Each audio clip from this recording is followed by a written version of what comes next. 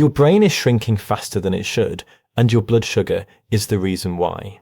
Not just if you're diabetic, not just if your fasting glucose is above 126, but if your blood sugar is anywhere above optimal, even in the range doctors call normal, you're accelerating cognitive decline, destroying brain cells, and increasing your dementia risk with every meal that spikes your glucose. The connection between blood sugar and brain aging isn't subtle. Studies using MRI scans have shown that people with higher blood sugar levels have smaller hippocampal volumes, reduced grey matter density, and more white matter lesions than people with optimal blood sugar control, even when both groups are within the non-diabetic range. Every point your HbA1c rises above 5% increases your dementia risk by approximately 40%. That means someone with an HbA1c of 6%, which is still pre-diabetic, has nearly double the dementia risk of someone at 5%. And this damage is happening silently, progressively for years or decades before symptoms appear. But here's what gives me hope as a doctor. Blood sugar is modifiable. Unlike genetics, unlike age, unlike many risk factors for dementia, you have direct control over your blood sugar through the choices you make every single day. And the research shows that when people reverse elevated blood sugar through diet and lifestyle changes, brain structure improves, cognitive function improves, and the trajectory toward dementia can be slowed or stopped. This isn't theoretical, this is measurable improvement in brain health within months of bringing blood sugar under control. So the question isn't whether high blood sugar damages your brain, the question is what you're going to do about it. Hi, I'm Dr. Alex. I'm an emergency medicine doctor, and after nearly 10 years in the AAA and E, I've seen both ends of the blood sugar spectrum. I've treated diabetic emergencies where blood sugar is so high, people are confused, unconscious, or in organ failure. And I've watched cognitive decline accelerate in patients whose blood sugar has been poorly controlled for years, even when they thought they were managing it adequately because their doctors said their numbers were acceptable. My goal now is to help people understand that acceptable isn't optimal, that preventing brain damage requires tighter blood sugar control than standard medical guidelines suggest, and that achieving that control is possible through specific actionable strategies. Now, I know this is concerning information and you might be wondering whether this channel is worth your time. So let me make you a promise. I promise to keep creating the most helpful videos I possibly can, grounded in research and clinical evidence, to help you protect your brain health and reverse metabolic dysfunction before permanent damage occurs. I'm not here to sell you supplements or programs. I'm here to give you the science and the practical steps that actually work. All I ask in return is that you give this fairly new channel a chance and hit the subscribe button. If you get to the end of this video and you don't think it was worth your time, or you haven't learned something genuinely useful, then feel free to unsubscribe. No hard feelings whatsoever. But if you give me your time and attention, I'll give you everything I've learned from over a decade in medicine. So please help me out. Hit that subscribe button to help this channel reach more people like you, and let's continue with the video. To understand how to reverse high blood sugar and protect your brain, we first need to understand exactly how elevated glucose damages brain tissue, because the mechanisms are specific and they inform the solutions. The first mechanism is glycation, which is when glucose molecules in your bloodstream bind to proteins in your body and form compounds called advanced glycation end products, or AGs. These AGs accumulate in brain tissue, particularly in the proteins that form the structure of neurons and the connections between them. AGs make proteins sticky and dysfunctional. They interfere with normal cellular processes. They promote inflammation, and they're particularly damaging to the hippocampus and cortex, the brain regions responsible for memory and executive function. The higher your blood sugar, the faster AGs accumulate. And unlike some forms of cellular damage that can be repaired, AGs are largely irreversible once formed. The second mechanism is oxidative stress. When your cells metabolize glucose for energy, they produce reactive oxygen species as a byproduct. In normal amounts, your antioxidant systems can handle these, but when blood sugar is chronically elevated, glucose metabolism is pushed beyond normal capacity, and reactive oxygen species production overwhelms your defenses. This creates oxidative damage to cell membranes, DNA, and mitochondria throughout your brain. Brain cells are particularly vulnerable to oxidative stress because they have high energy demands, limited regenerative capacity, and they can't be replaced once destroyed. The third mechanism is neuroinflammation. Elevated blood sugar triggers inflammatory pathways throughout your body, and chronic inflammation in brain tissue is a major driver of neurodegeneration. When blood sugar is high, immune cells in your brain called microglia become activated. In their activated state, they release inflammatory cytokines that damage neurons and destroy synapses. This inflammatory response is supposed to be temporary, but chronic hyperglycemia keeps it switched on indefinitely, turning protective immune cells into agents of destruction. The fourth mechanism is insulin resistance in the brain. Just as muscle and liver cells can become resistant to insulin, so can brain cells.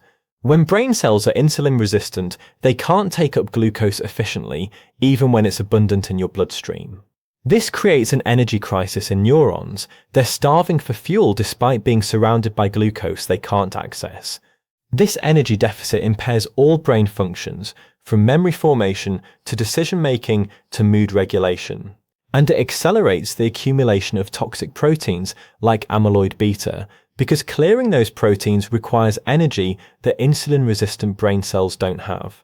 Some researchers now call Alzheimer's disease type 3 diabetes because brain insulin resistance is so central to its development. And the fifth mechanism is vascular damage. The small blood vessels in your brain are extraordinarily delicate, and they need to stay flexible and intact to deliver oxygen and nutrients while removing waste products. High blood sugar damages the endothelium, which is the inner lining of blood vessels, through the same processes that damage vessels elsewhere in your body. Damaged vessels become stiff, narrow, and leaky. Blood flow to critical brain regions is reduced. Small vessel disease creates areas of chronic low oxygen that damage neurons. And over time, this vascular damage creates white matter lesions, which are areas where the brain's communication pathways have been disrupted. These lesions accumulate faster in people with elevated blood sugar, and they correlate directly with cognitive decline.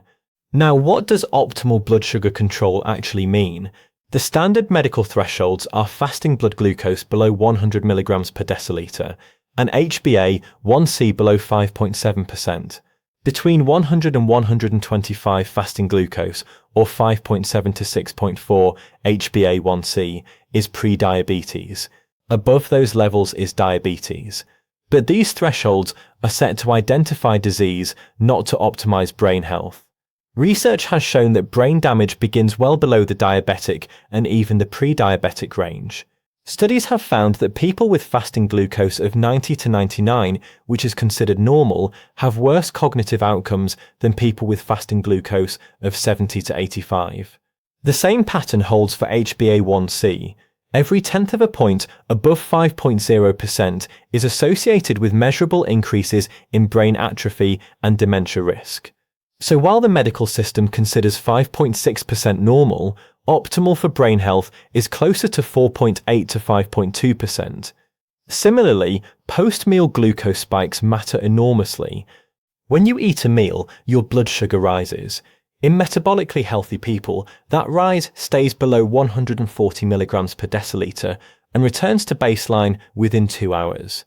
But many people, even those with normal fasting glucose, spike to 160, 180 or 200 after meals high in refined carbohydrates. Those repeated spikes cause oxidative stress and glycation that accumulate over time. Optimal blood sugar control means fasting glucose between 75 and 90, HbA1c between 4.8 and 5.2, and post-meal glucose that stays below 120 to 130. So how do you actually achieve that level of control? The first and most powerful intervention is eliminating or drastically reducing foods that spike blood sugar.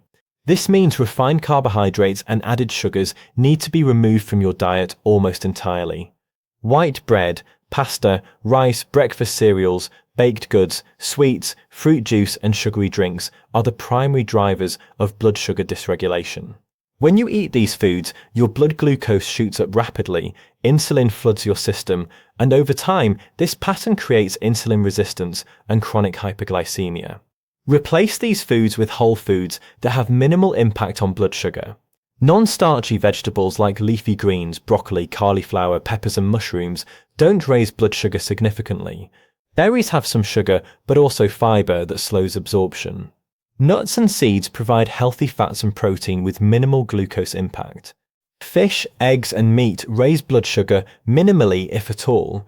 Building your meals around protein, healthy fats and fiber-rich vegetables creates stable blood sugar throughout the day, which protects your brain from the oxidative stress and inflammation that come with glucose spikes. The second critical intervention is increasing protein intake, particularly at breakfast. Protein has minimal effect on blood sugar, high satiety, and it helps preserve muscle mass, which is critical for insulin sensitivity. Starting your day with 30 to 40 grams of protein from eggs, Greek yogurt, or a protein shake sets your blood sugar trajectory for the entire day. Studies have shown that high-protein breakfasts reduce post-meal glucose spikes at lunch and dinner, even when those meals are identical to what you'd eat after a carbohydrate-heavy breakfast. The mechanism involves improved insulin sensitivity and reduced ghrelin, which is your hunger hormone. The third intervention is strategic carbohydrate timing and combination. If you're going to eat foods that contain carbohydrates, eat them with protein and fat, which slows glucose absorption and blunts the spike.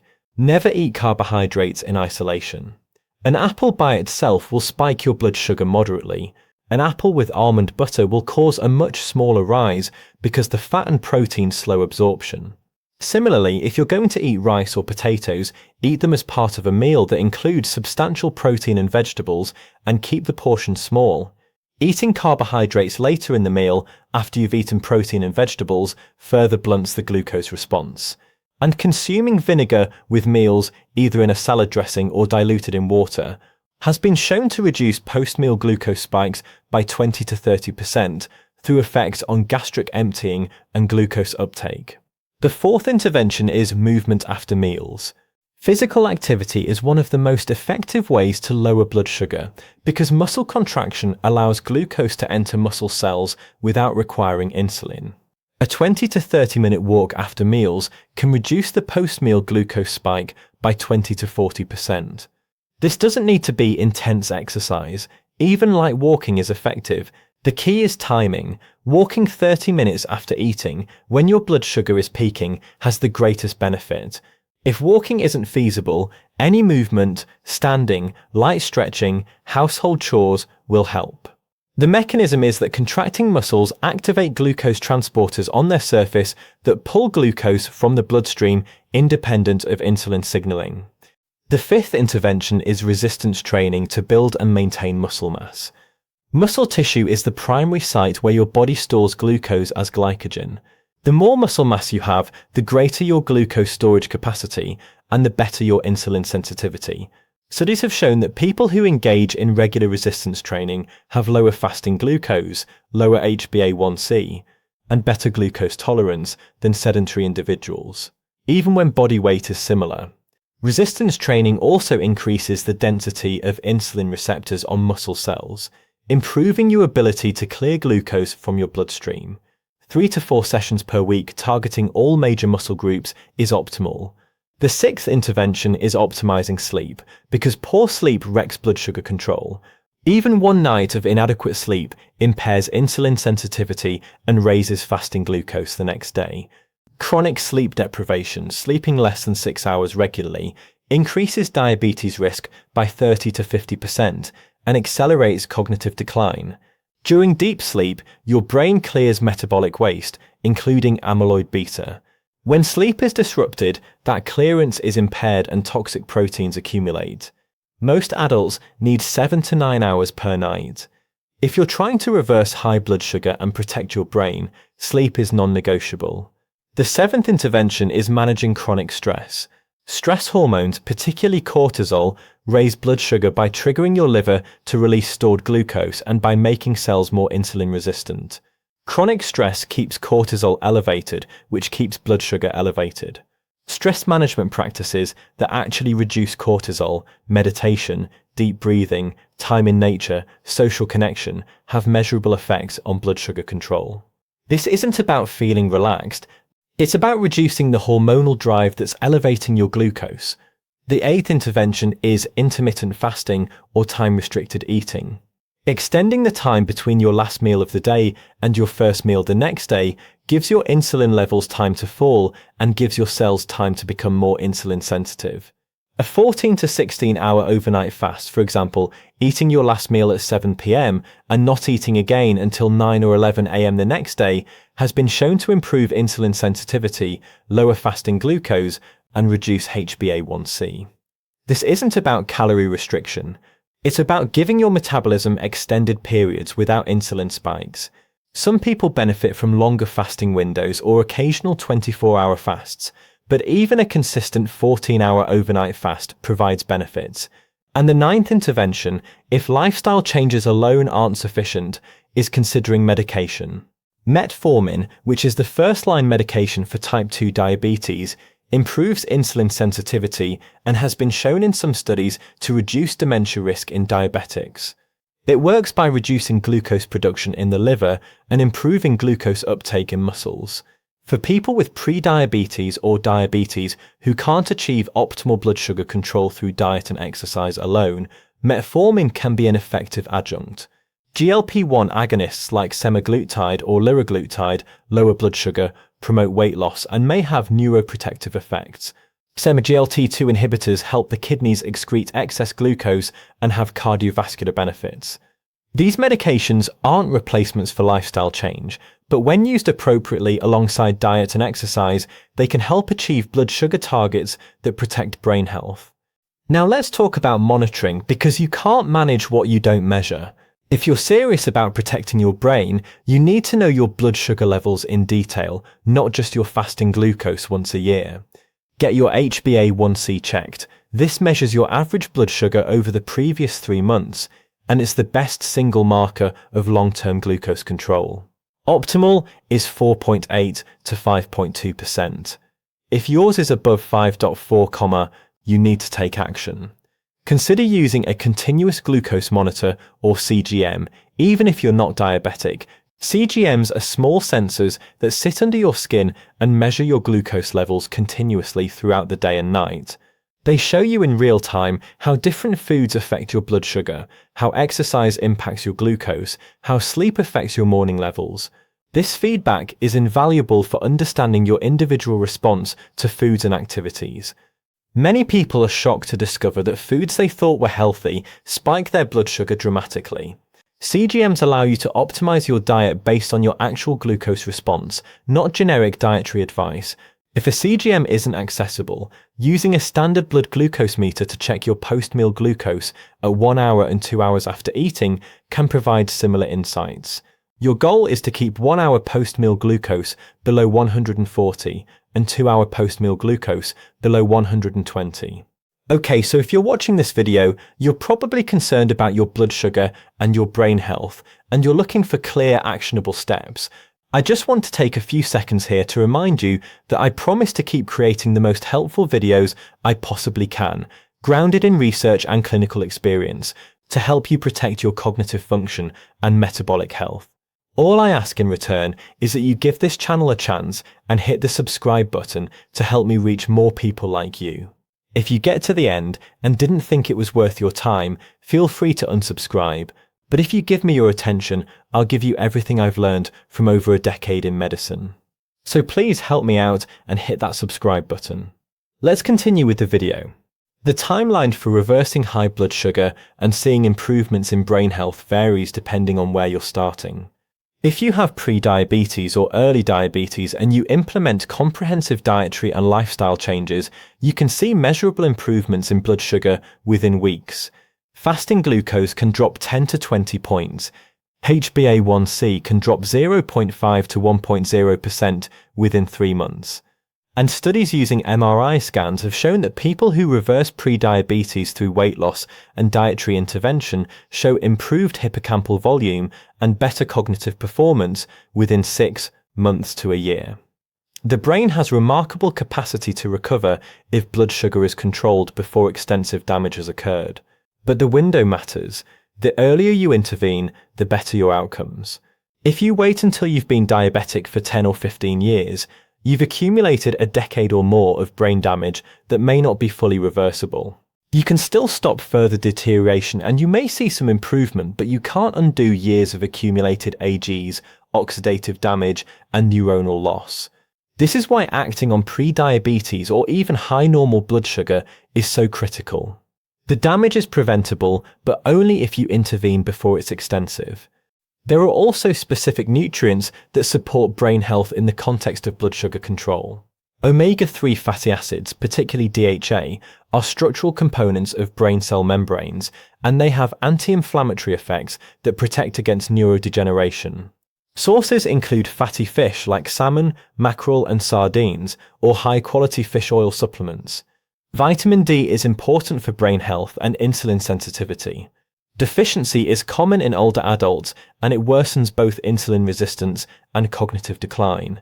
Magnesium is a cofactor in glucose metabolism, and many people are deficient. Magnesium-rich foods include leafy greens, nuts, seeds, and dark chocolate. B vitamins, particularly B12 and folate, are important for brain health and homocysteine metabolism. Elevated homocysteine is associated with brain atrophy and cognitive decline, and antioxidants from colorful vegetables and berries provide protection against oxidative stress. These nutrients should come primarily from whole foods, not supplements, because whole foods provide them in combinations and ratios that are more effective than isolated compounds in pills. In emergency medicine, I see the cognitive consequences of uncontrolled blood sugar regularly. Diabetics in their 60s who are confused and disoriented because their blood sugar is 400 or 500. Some recover once glucose is controlled. Many don't because the acute hyperglycemia is just the latest insult on top of years of chronic damage. I see patients with vascular dementia from small vessel disease driven by decades of elevated blood sugar. Their brain imaging shows extensive white matter lesions. Their cognitive testing shows impairment across multiple domains. And there's no treatment that reverses that damage because the neurons are gone. I also see the missed opportunities. Patients with HbA1c of 5.9 or 6.1 who were told they're borderline and to watch their diet, but who were never given specific guidance on what that means or how urgent it is. They continue eating the same diet that created the problem. Their blood sugar continues rising, and within a few years, they're diabetic with measurable cognitive decline. The intervention should have happened when HbA1c first crossed 5.5, not when it hit 6.5 or 7.0. But I've also seen the successes, patients in their 50s and 60s who were pre-diabetic, who made comprehensive changes, who lost 10 to 15% of their body weight, who eliminated processed carbohydrates, who started resistance training and walking after meals. When they come back for follow-up, their HbA1c has dropped from 6.2 to 5.0. Their fasting glucose has normalized. They report better mental clarity, better memory, more energy. And imaging studies show stabilization or improvement in brain structure. These outcomes are possible, but they require sustained commitment to behaviors that directly address the root cause of elevated blood sugar. What all of this comes down to is recognizing that high blood sugar isn't just a risk factor for heart disease and kidney disease. It's a direct neurotoxin that accelerates brain aging, destroys cognitive function, and increases dementia risk in a dose-dependent manner. Every point your blood sugar rises above optimal, you're damaging your brain. But blood sugar is controllable. It responds to diet, exercise, sleep, and stress management in predictable, measurable ways. When you eliminate foods that spike glucose, when you build meals around protein and vegetables, when you walk after eating, when you build muscle through resistance training, when you sleep adequately and manage stress, your blood sugar improves. And when your blood sugar improves, your brain structure improves, your cognitive function improves, and your trajectory toward dementia changes. This isn't about perfection, it's about consistent action over months and years. Small improvements compound. Fasting glucose that drops from 95 to 85. HbA1c that drops from 5.6 to 5.1. Post-meal glucose spikes that drop from 160 to 130. Each improvement reduces the rate of brain damage. String together enough of those improvements over enough time, and you've potentially added years of cognitive health to your life. The choice is yours. You can continue eating foods that spike your blood sugar, remain sedentary, ignore your sleep, and accept cognitive decline as inevitable. Or you can take control of your blood sugar, optimize your metabolic health, and give your brain the best possible chance of staying sharp and functional for decades. The science is clear, the interventions work. What's needed now is action.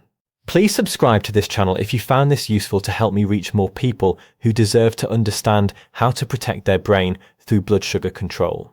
Thanks for watching, and I'll see you in the next one.